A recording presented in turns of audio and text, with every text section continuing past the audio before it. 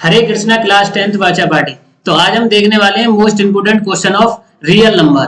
हम इस चैप्टर के अंदर वो क्वेश्चन देखेंगे जो सीबीएसई बार बार रिपीट करता रहता है और एनसीईआरटी के बहुत इंपोर्टेंट क्वेश्चन है और उसके एग्जाम्पल भी। ये उन बच्चों के लिए वीडियो रहने वाली है जो 60, 70, 80% लाना चाहते हैं और मैथ के अंदर पास होना चाहते हैं, जिन्होंने अभी तक कुछ नहीं पढ़ा है, ये उनके लिए मोस्ट इंपोर्टेंट क्वेश्चन। चलो तो देखते हैं रियल नंबर के। तो रियल नंबर जो हमारा आता है वो आता है 6 मार्क्स का। हमेशा रियल नंबर कितने मार्क्स का आता है? 6 मार्क्स का आता है। सीबीएसई के अंदर एक क्वेश्चन आता है 2 मार्क्स का, एक आता है 3 मार्क्स का, एक 2 का और एक 1 मार्क्स का हमेशा। इसमें से सबसे पहला क्वेश्चन है प्रूव दैट √2, √3 और √5 इज एन इरेशनल नंबर। ये जो क्वेश्चन है ये सीबीएसई का बहुत फेवरेट क्वेश्चन है और हर एक साल बार बार रिपीट होता रहता है कि इसको प्रूव करिए ये इरेशनल नंबर है, या 3 + 2 √5 ये क्या एक इरेशनल नंबर है। इससे बाहर कभी नहीं पूछा जाएगा इस वाली चैप्टर से। ये क्वेश्चन हमेशा आएगा और ये हमेशा 3 नंबर में पूछा जाता है। अब ये प्रूफ कैसे करते हैं? इसको हम क्या मान लेते हैं कि ये एक रेशनल नंबर है, फिर बाद में ये कॉन्ट्राडिक्शन से ये पागल बना के उन्हीं को क्या बता देते हैं हम बाद में, ये इरेशनल नंबर है। तो पहला ये ध्यान रखना, √2, √3 और √5 ये हमेशा पूछा जाएगा और इसको अच्छे से तैयार कर लेना क्योंकि ये 3 मार्क्स में हमेशा पूछा जाता है।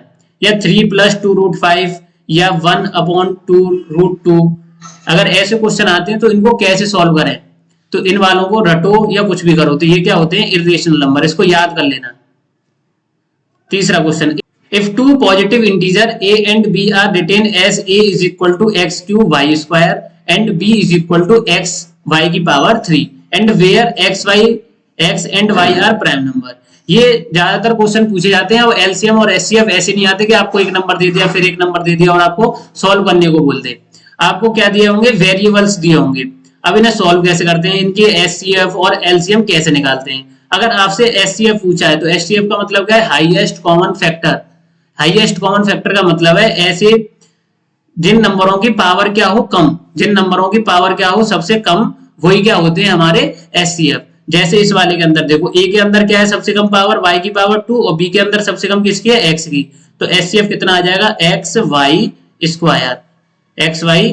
अगर हमसे एलसीएम की कहे तो एलसीएम के अंदर हम क्या लेंगे? हाईएस्ट पावर वाले। अब x और y लिख लो, पहले तो इनके फैक्टर लिख लो। फैक्टर क्या है? x और y, और x की सबसे बड़ी पावर क्या है? 3, और y की सबसे बड़ी पावर क्या है? 3। तो दोनों की पावर पर क्या चढ़ा दो? 3। तो ये हो गया हमारा एलसीएम और ये हो गया हमारा एचसीएफ।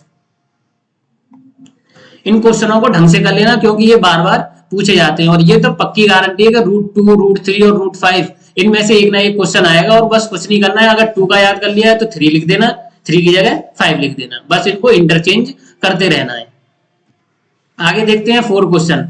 और इसका तो ये जो सीबीएसई है ये हर एक साल क्वेश्चन देता ही रहता है और ये इसका फेवरेट है। Find the LCM and HCF and verify LCM and HCF is equal to a × b। ये हमेशा वेरीफाई करने को आता है। इसके अंदर क्या है? आपको एक नंबर, 2 नंबर दिए होंगे और उन्हीं का एलसीएम और एचसीएफ निकाल के फिर वो उनके प्रोडक्ट के बराबर करके दिखाना है। और अगला find the HCF and LCM of 6, 72 and 120। ये आपको नंबर चेंज करके क्वेश्चन आ सकते हैं। अंदर ये प्राइम फैक्टराइजेशन का अगर ये क्वेश्चन नहीं दिया तो ये वाला क्वेश्चन दे सकता है वो। इसके अंदर क्या है? आपको प्राइम फैक्टराइजेशन मेथड से आपको क्या निकालना है? एलसीएम और एचसीएफ। आपको सबसे पहले इन सबको कंपोजिट जितने भी नंबर है इनको इस प्रकार में लिख सकते हैं हम प्राइम नंबर में। ये कौन सी थ्योरम है? Fundamental theorem of arithmetic. वो क्या कहती है कि जितने भी हम कंपोजिट नंबर हैं उसको किस में लिख सकते हैं? प्राइम फैक्टराइजेशन मेथड में या प्राइम नंबर की पावर की फॉर्म में लिख सकते हैं। और उसका ऑर्डर क्या रहता है? हमेशा सेम, और वो हमेशा अगर कभी भी मल्टीप्लाई करो तो हमेशा यूनिक रहता है। तो वो क्या है? Fundamental theorem of arithmetic. अगर 6, 72 और 120 अगर इनका प्राइम फैक्टराइजेशन करने को बोले तो 6 का एलसीएम लो, 72 का, ऐसी 120 का, और इनकी एलसीएम और एचसीएफ अभी आपको बताया था। एलसीएम के अंदर आपको हाईएस्ट पावर लेनी है और एचसीएफ के अंदर आपको लोएस्ट पावर लेनी है। ये आप थोड़ा सा ध्यान रखना। अगला find the LCM of smallest 2 digit composite number and smallest composite number. आप ये तो याद कर लो कि नेचुरल नंबर क्या है, होल नंबर क्या है, इंटीजर क्या है, रेशनल क्या है, इरेशनल क्या है, और प्राइम और कंपोजिट। आप इन सबको याद कर लो। और इवन और ऑड, ये 9 या 10 नंबर है, इन सबको आप आपस में याद करो और इसमें ये ढूंढो कि स्मॉलेस्ट नंबर क्या है और लार्जेस्ट नंबर क्या है, जिससे कि आपका ये चैप्टर बेटर तरीके से हो जाए। आगे बात करते हैं हम एनसीईआरटी के एक्सरसाइज के क्वेश्चन कौन कौन से इंपोर्टेंट हैं। आप एक्सरसाइज 1.1 में से क्वेश्चन नंबर 2, 4, 6 और 7 ये सब आपको जरूर लगाने, क्योंकि इनमें से ये क्या है जो मैंने ऊपर क्वेश्चन दिए हैं ये इन्हीं के वेरिएशन के हैं, मतलब सेम टू सेम से हैं। ऐसी 1.2 का 1 और 2, 1 और 2 तो मैंने ऊपर भी दे रखा है, √2, √3, √5, ये क्या है आपस में इरेशनल प्रूफ करने को आता है। और एग्जाम्पल नंबर 4, 5, 6, 7 इनको तो छोड़ के भी मत जाना, क्योंकि पेपर के अंदर इनमें से ही क्वेश्चन आएंगे, देख लेना ना। एनसीईआरटी का अगर बेसिक के हो तो आपके लिए ये इनफ है, और आप अगर स्टैंडर्ड के हो तो आप ऊपर वाले भी इंपोर्टेंट क्वेश्चन करें।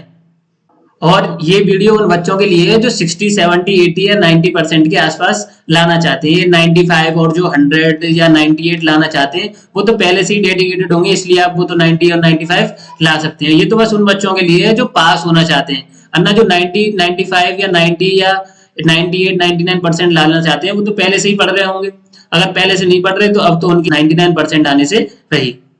और आपने अभी तक चैनल को सब्सक्राइब नहीं करा तो चैनल को सब्सक्राइब करो, और इस पीडीएफ की लिंक को या तो आप डिस्क्रिप्शन बॉक्स में देखना या फिर आपको ये टेलीग्राम चैनल पर मिलेगी, और टेलीग्राम चैनल का नाम है न्यू एरा क्लासेस 2.0।